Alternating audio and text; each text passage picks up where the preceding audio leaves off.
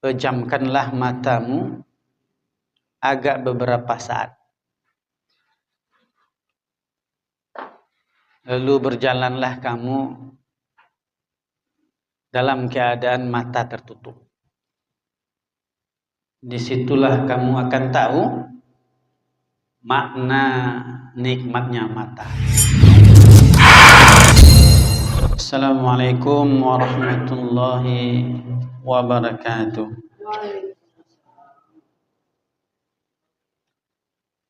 Alhamdulillahirabbil alamin.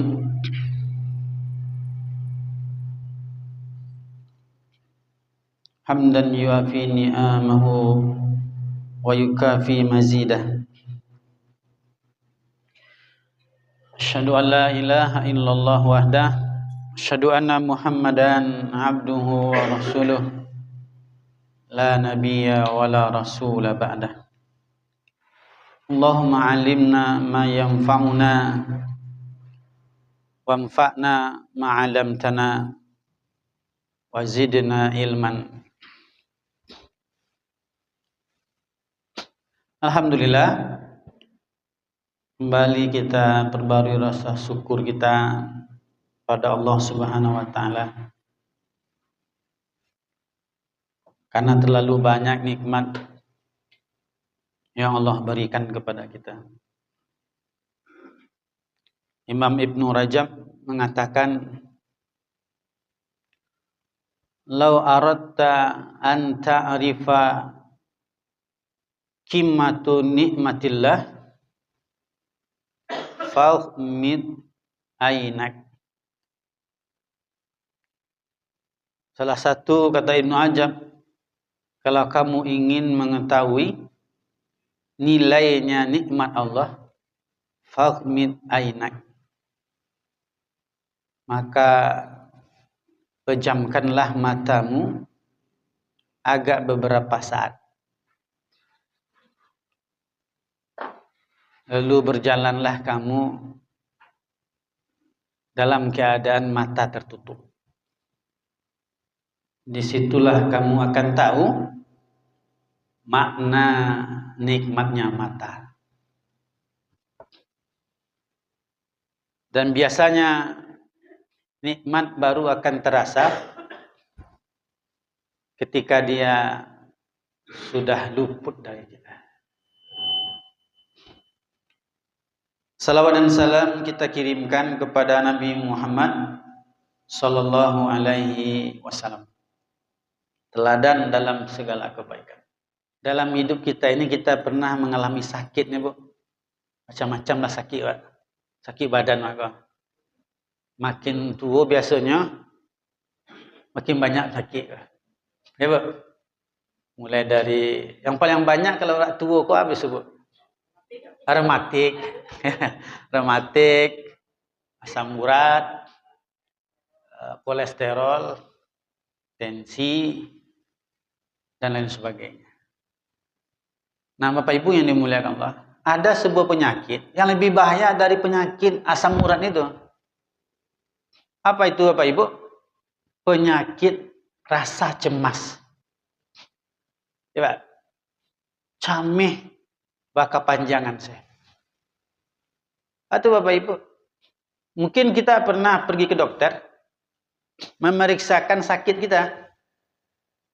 Lalu ke dokter, tunggulah hasilnya agak 3 hari lagi. Nah, Bapak Ibu yang dimuliakan Allah, menunggu hasil 3 hari itu, Pak, itu sabana camih itu, Pak. Pahala kayo, lina bawa aku, pari kayo sakit ya, Pak. Lagi ndak tumor lo, Pak, kanker.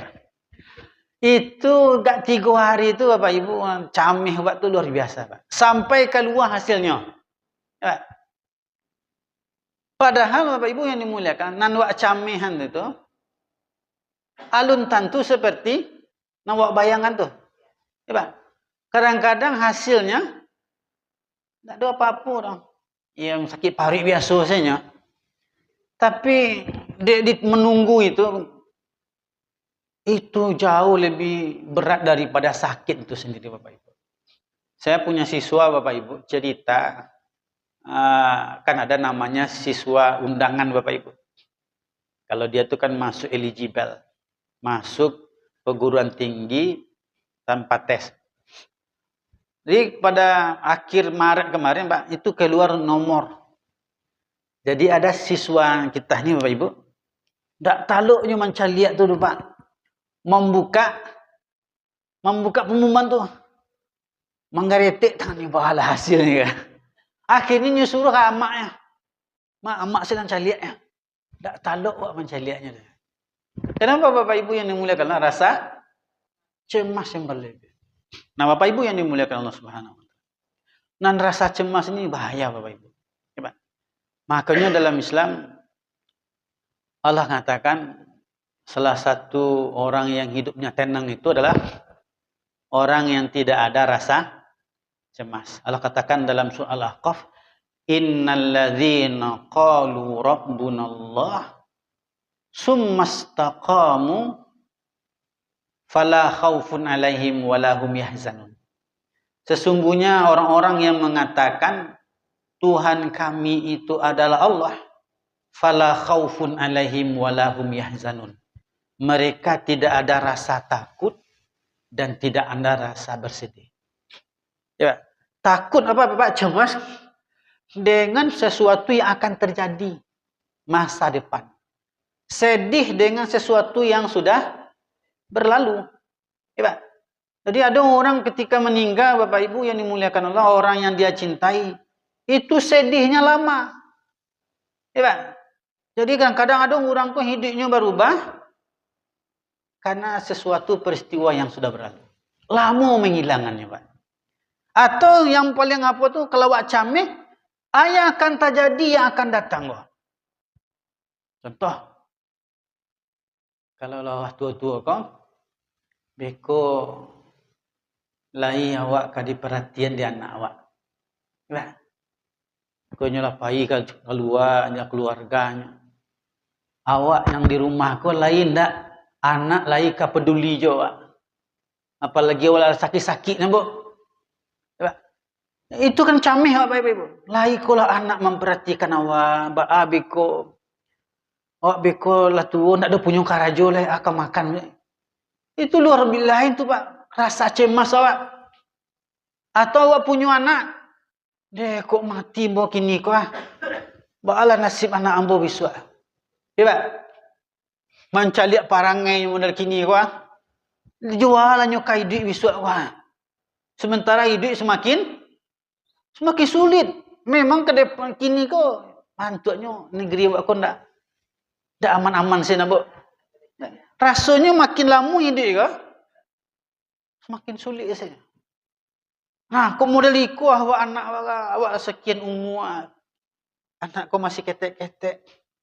Aja nyokai duit besok.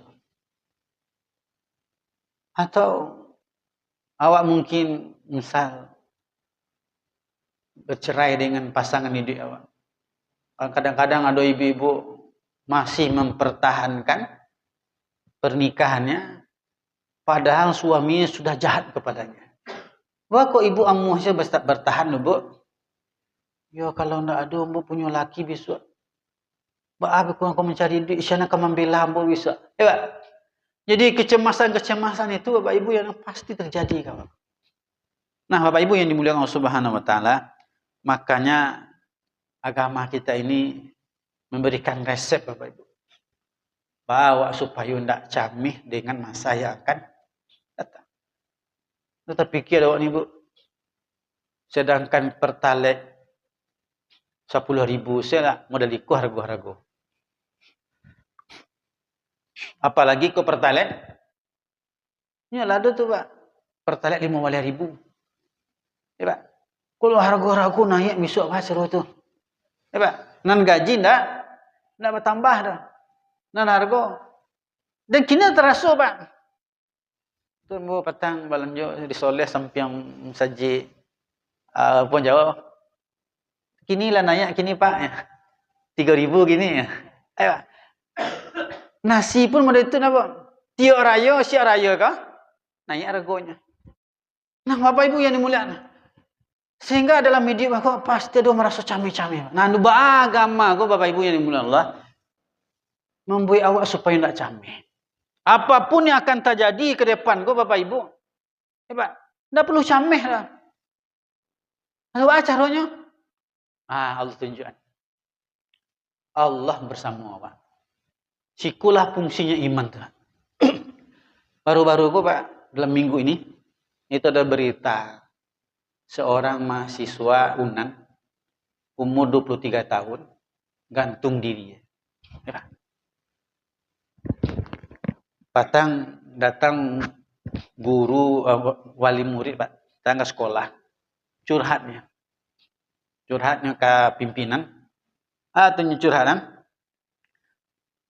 anaknya kok diterima di UNAN Bapak Ibu jurusan statistik tapi lulus lo di Poltekkes ya Pak lulus Poltekkes Padang kalau mengambil SPMB kok Bapak Ibu mengambil mahasiswa undangan kok kalau tidak diambil itu akan merugikan sekolah ya Pak sekolah bisa dihukum oleh universitas sehingga ada perjanjian anak kok Pak kalau tidak ambil ijazah ditahan ya Pak akhirnya Bapak Ibu yang datanglah orang tuanya kok ke sekolah Pak menceritakan Pak anakku berubah Pak karena mentalnya Pak ini tidak ingin sekolah di statistik dong ini ingin di Poltekkes Pak tapi ijazah harus tahan dan itu perjanjian dari awal Pak karena kalau tidak diambil Pak misalnya anak ibu lulusnya lewat mahasiswa undangan lu tidak ambil Pak itu sekolah akan dihukum di universitas akan berkurang jatah penerimaan siswa lewat jalur prestasi itu Bapak Ibu. Yang terjadi Bapak Ibu, anakku langsung stres Pak. Langsung stres, tidak keluar dari kamar. Lah camil orang gayanya Pak. Balang terjadi. Keceknya ambo punya nemu camian itu statnya. Keluarga ambo punya riwayat. Aduh di antara keluarga amboku yang gantung diri. Itu yang camih. Jangan kau anakmu modal itu lah kau. Sebab riwayat keluargamu kau ada. Nah, Bapak Ibu yang dimuliakan, yang membuat orang bisa seperti kau Pak melakukan hal-hal yang tidak logis. Pak. Padahal kecilnya, Pak itiknya kau keluarganya kau rajin mengaji. Nah, Bapak Ibu yang dimuliakan Allah, oleh karena itu Allah mengajarkan tidak perlu camih. Bahkan camih, innallaha ma'ana. Keyakinan kau Allah akan menolong awakku yang penting. Apapun barapun harago besok Bapak Ibu pertalite 20.000, 100.000 pun tidak perlu dicamihan. Kenapa Bapak Ibu? Yang akan datang itu wa indallah mafaituhul ghaib. Yang akan datang tuh yang gaib itu di tangan Allah. Tidak perlu dicamihan. Yang penting awak ada tetap bersama Allah. Maka ada sebuah riwayat Bapak Ibu dari seorang anaknya Ali bin Abi Thalib namanya Muhammad bin Ali bin Abi Thalib. Muhammad bin Abi Thalib ini Bapak Ibu. Dia ini memiliki seorang anak Pak. Seorang anak. Anak ini dia sayangi. Mencintai anakku. Sebenarnya sayangnya ke anak Pak. Ya Pak. Sampai suatu hari anak ini sakitnya. Sakit. Akhirnya Bapak Ibu, Muhammad bin Ali bin Abi Thalib ini sangat sedihnya. Ya, dia anak sakit. Berdoanya sungguh-sungguh. Supaya anakku sehat. Takdir mengatakan lain Bapak Ibu. Ternyata anak itu meninggal dunia. Ya Pak. Anak yang disayangi meninggal dunia. Maka datanglah orang bertakziah kepadanya. Tapi yang membuat orang-orang menjadi aneh Bapak Ibu, terkejut. Ketika anaknya sakit, sedihnya. Tapi ketika anaknya lah meninggal, tabahnya. Seolah-olah ada masalah. Ikhlasnya lah. Lalu ditanyanya Bapak Ibu. Wahai Muhammad bin Abi Thalib. Ketika anakmu sakit, engkau sebenarnya sedih. berdoa bersungguh-sungguh supaya anak engkau sehat. Tapi ketika anak engkau meninggal, tidak ada raut wajah kesedihan di dirimu. Ya, Pak. Jawabnya, Pak. Hanya jawab lah, Pak. Ini jawab sebuah kalimat yang luar biasa, Pak. Nad'ullah fimma nuhibbu. Saya berdoa kepada Allah dengan sesuatu yang saya inginkan, yang saya senangi, yang saya cintai. Ya, itu kamu berusaha supaya anakku sembuh. Kamu berdoa kepada Allah, melakukan sesuatunya supaya anakku sembuh. Fa iza waqa'a ma aradallahu kunna ma'allahi kama ahabba. Ini kaidah nih, Pak. Apa itu? Tapi jika sesuatu sudah ditakdirkan oleh Allah, sesuatu terjadi sesuai dengan kehendak Allah, maka kami akan tetap bersama Allah sesuai dengan yang dicintai oleh Allah. Ya, Pak. Jadi, tak perlu tema. Apapun yang akan terjadi, Pak, ada perlu camihan. Ya, tetaplah bersama Allah. Karena yakin apa? Innallaha ma'ana. Allah itu akan menolong awak. Contohnya Bapak Ibu. Bisa awak baca kisahnya Nabi Musa. Nabi Musa ketika dikejar oleh Fir'aun dan tentaranya, dia mentok. Sudah mentok jalannya. Di depan laut, di belakang Nabi Musa. Apa kata orang-orang Bani Israel, Pak, umatnya Nabi Musa? Lah cameh ya. Anang kata jadi kau Nabi Musa. Inna lamudrakun. Habis, Pak. Kita akan ditangkap oleh Fir'aun, habis, Pak. Lah cameh, Bapak Ibu. Seluruh umatnya Nabi Musa lah cameh. Tapi Bapak, sikap Nabi Musa, Pak. Apa kata Nabi Musa? Kalla. Jangan cameh. Yang terjadi yang akan depan, kau tidak perlu cameh. Kan itu terjadi, leh. Tapi lah hampir datang. Kalla inna rabbi ma'i sayahdini. Kata Nabi Musa, jangan cameh yang akan datang. Sesungguhnya Tuhanku bersama. Sayahdini. Dia akan memberikan solusi. Ya. Makanya kadang ada orang, Pak, ketika meninggal suami, onde Josia kabagantuang lai. Nyatanya setelah itu Bapak Ibu, yang nyecamihan itu tidak ada terjadi dah. Ya, Pak. Tidak ada terjadi. Yang nyecaminya kawantuang kasia, tidak ada terjadi. Justru mungkin setelah itu idenya lebih baik Bapak Ibu ini. Ya, Pak. Jadi makanya tidak perlu kecemasan yang berlebihan itu akan menyakiti dan merusak.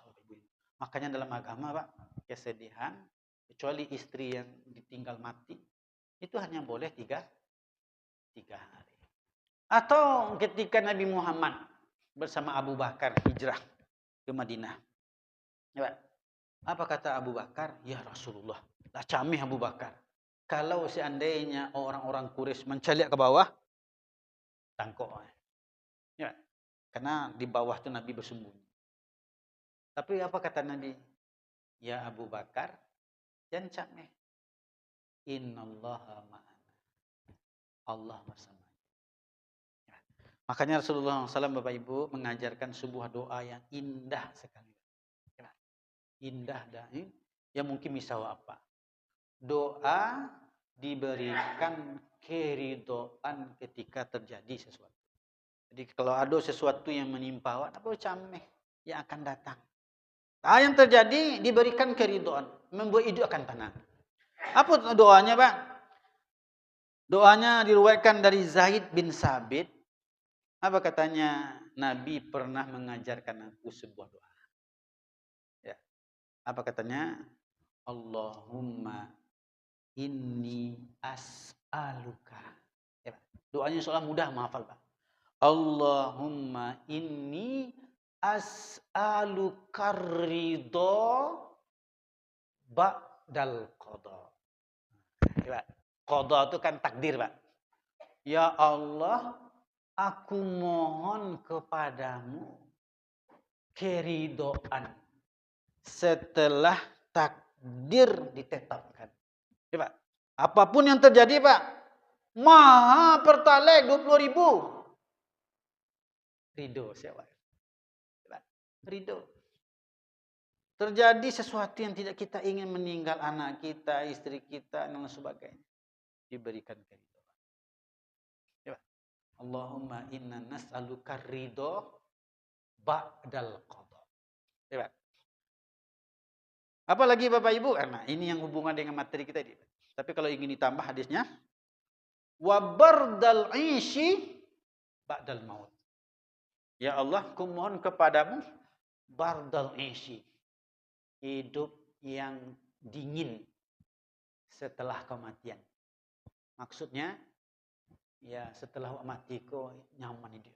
Karena salah satu yang paling awak takuyan adalah huru hara di dalam kubur. Walazzatun nazri fi wajhika. Diberikan kelezatan nanti di akhirat melihat wajah. Dan terakhir, wa syauqan ila liqa'ika. Nah, ya, Pak. Apa itu, Pak? Ya Allah, aku mohon kepadamu rasa rindu untuk bertemu dengan, ya, rasa rindu bertemu dengan Allah. Sebagaimana kisahnya Nabi Ibrahim yang pernah saya sampaikan. Apa itu? Nabi Ibrahim didatangi oleh malaikat maut. Lalu malaikat maut, ya Ibrahim, saya diutus Allah untuk mencabut nyawamu. Lalu apa komentarnya Nabi Ibrahim? Ya malaikat maut, apakah mungkin seorang kekasih mencabut nyawa kekasih? Mungkin tidak? Seorang kekasih mencabut nyawa kekasihnya. Oh iya, kata malaikat maut.